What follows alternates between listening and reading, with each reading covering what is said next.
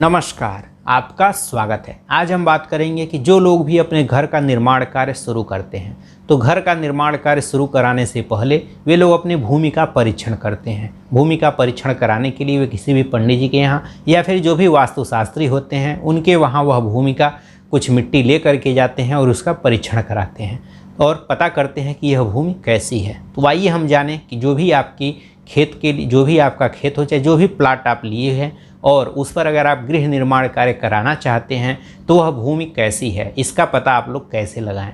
तो भूमि का परीक्षण करने के लिए कई प्रकार की विधियां हैं। तो आइए हम जानें कि आप घर पर ही सामान्य रूप से कौन सी ऐसी विधियां हैं जिसको देख करके आप पता लगा सकते हैं कि आपकी भूमि कैसी है। तो जो विधियां हैं उसमें कुछ शकुन के माध्यम से भी या फिर पानी डाल करके भी, धरती में पानी डाल करके पता लगाया जाता है या फिर वनस्पति के आधार पर इसको पता लगाया जाता है। तो आइए हम इन तीन आधारों को इसमें हम इस कार्यक्रम में बात करेंगे।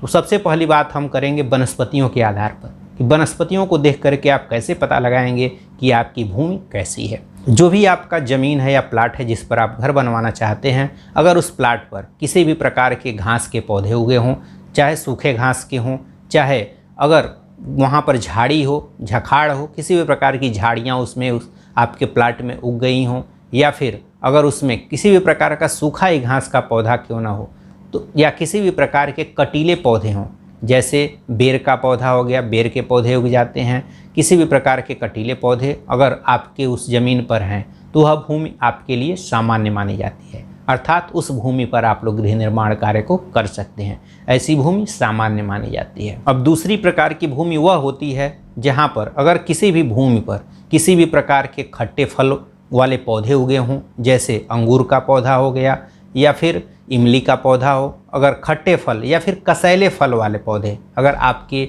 उस धरती पर उगे हुए हैं जहाँ पर भी आप गृह निर्माण कार्य कराना चाहते हैं, या नीम का पौधा उगा हो या फिर समी का पौधा उगा हो, या अगर आँक का पौधा उगा हो, आँक अर्थात जो भगवान शिव को पुष्प जो चढ़ते हैं, तो अगर आँक का पौधा उगा हो, अगर ये सब पौधे अगर किसी ज़मीन पर उगे हुए हैं तो वह ज़मीन भी मध्यम मानी जाती है, अर्थात ऐसी ज़मीनों पर भी आप गृह निर्माण कार्य को कर सकते हैं। यह भी गृह निर्माण कार्य करने के लिए उपयुक्त होती है। जिस भूमि पर अगर पैदावार अच्छी होती हो, जहाँ पर फसलों का उत्पादन होता हो, फसलें बोई जाती हों और उसका उत्पादन भी अच्छे तरीके से होता हो, तो वह भूमि रहने के लिए सबसे उत्तम मानी जाती है। ऐसी भूमि गृह निर्माण कार्य वहाँ पर अगर कराते हैं तो वह गृह निर्माण वहाँ पर अगर जो भी आपका गृह निर्माण होगा वह समृद्धि कारक होता है, वह आपको समृद्धि प्रदान करता है। तो ऐसी भूमि भी आपके गृह निर्माण के लिए सबसे उत्तम मानी जाती है।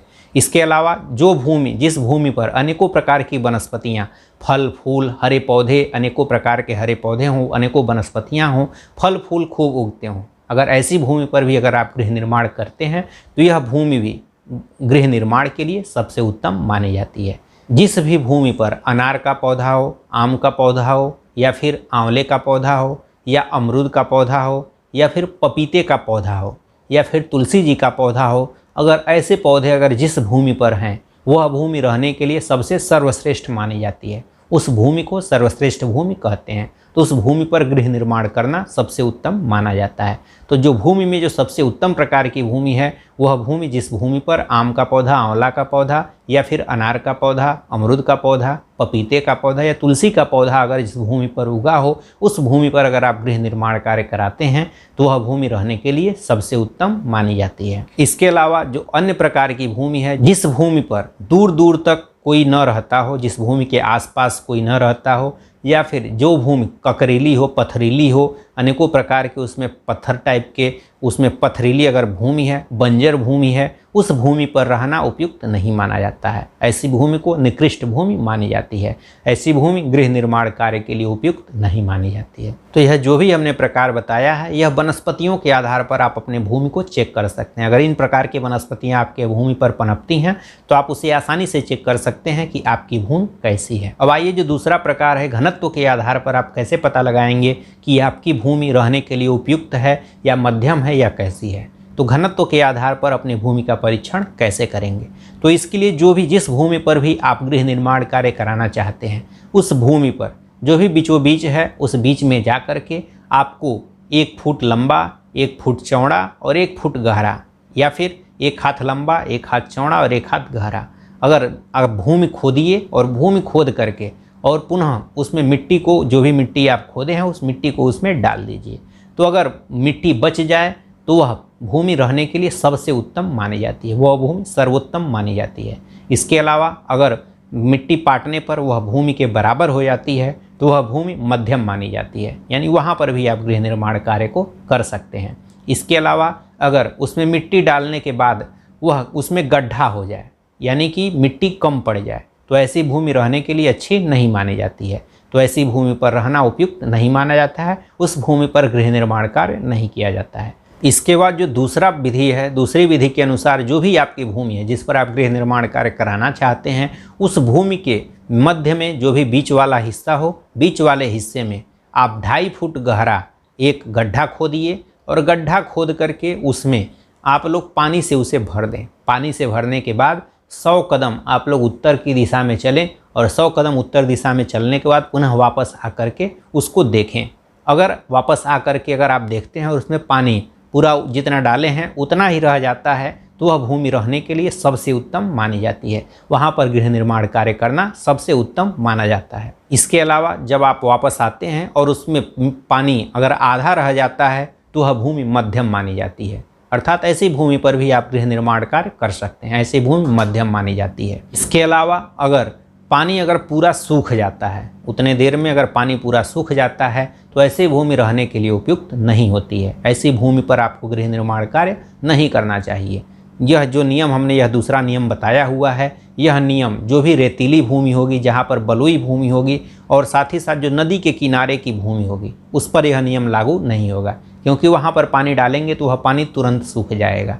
तो रेतीली भूमि जो बालू वाली भूमि होगी और साथ ही साथ अगर नदी के किनारे वाली भूमि है, उस भूमि पर यह परीक्षण को आप लोगों को नहीं करना है। बाकी सारे जगह यह परीक्षण आप कर सकते हैं। इसके बाद जो तीसरा परीक्षण है वह है, जो भी आपकी भूमि है उसके बीच में आप लोग 1.5 फीट गहरा गड्ढा खोद दीजिए और 1.5 फीट गहरा गड्ढा खोदने के बाद उसमें रात में पानी डाल करके उसे छोड़ दें और सुबह आकर के उसे चेक करें। अगर सुबह आकर के आप देखते हैं उसमें थोड़ा भी अगर पानी रह जाता है तो वह भूमि सबसे उत्तम मानी जाती है। और अगर उसमें अगर गीला वह केवल है, जो भी आप उसमें पानी डाले हैं और उसके बाद वह केवल गीला है, तो वह भूमि रहने के लिए मध्यम मानी जाती है। इसके अलावा अगर उसमें दरारें पड़ जाती हैं, जिसमें आपने पानी डाला और उसमें पूरी दरारें पड़ गई हैं, तो ऐसी भूमि रहने के लिए उत्तम नहीं मानी जाती है। यह जो भी भूमि का घनत्व हम यह तीनों विधि बताए हैं, अगर इससे आप भूमि का घनत्व चेक करते हैं तो इससे यह पता लगाया जाता है कि इस जमीन पर बहुमंजिली इमारतें बन सकती हैं या नहीं। यह परीक्षण भूमि का घनत्व इसलिए पता लगाया जाता है कि बहुत से लोग कई मंजिली इमारतें बनाते हैं। तो जहाँ पर भी अगर भूमि का घनत्व अधिक होता है, यानी जो हमने पहला प्रकार सर्वोत्तम वाला प्रकार बताया कि अगर पानी रह जाता है तो वहाँ पर अनेकों बहुमंजिली इमारतें बन सकती हैं। साथ ही अगर केवल गीली रहती हैं तो वहाँ पर कुछ कम मंजिल वाली इमारत बन सकती है।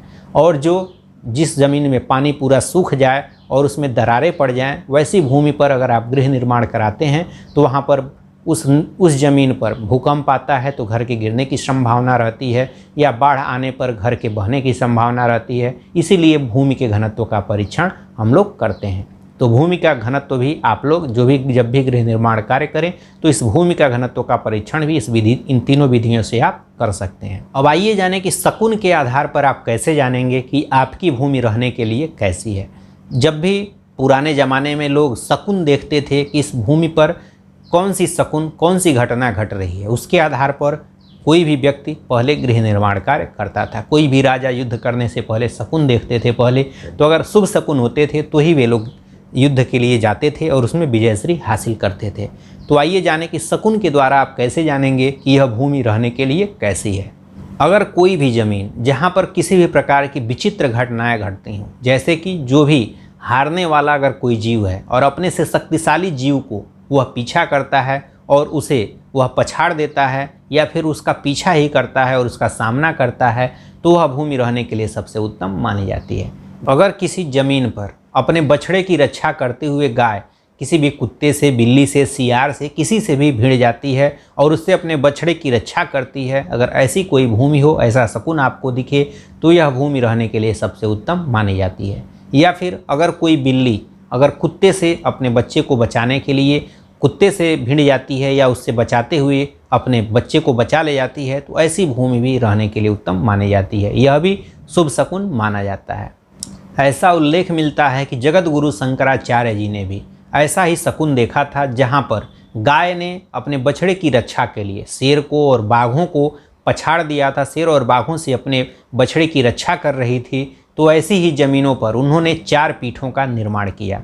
ऐसे ही 4 जगहों का उन्होंने पता लगाया और 4 जगहों पर उन्होंने जहाँ पर यह शुभ शकुन देखा, वहीं पर उन्होंने इस विश्व के कल्याण के लिए और धर्म की रक्षा के लिए 4 पीठों की स्थापना की थी। जो भी ऐसी ज़मीनें होती हैं वह विजय श्री को प्रदान करती हैं, अर्थात ऐसी ज़मीन पर जो भी व्यक्ति गृह निर्माण कार्य करके रहता है वह हर क्षेत्र में विजय श्री को हासिल करता है। वह हमेशा विजय के लिए प्रयत्नशील रहता है और हर क्षेत्र में उसको सफलता जरूर मिलती है। आशा करता हूं कि यह कार्यक्रम आप लोगों को अच्छा लगा होगा। इन्हीं सब बातों के साथ हम आपसे विदा लेते हैं। नमस्कार, धन्यवाद।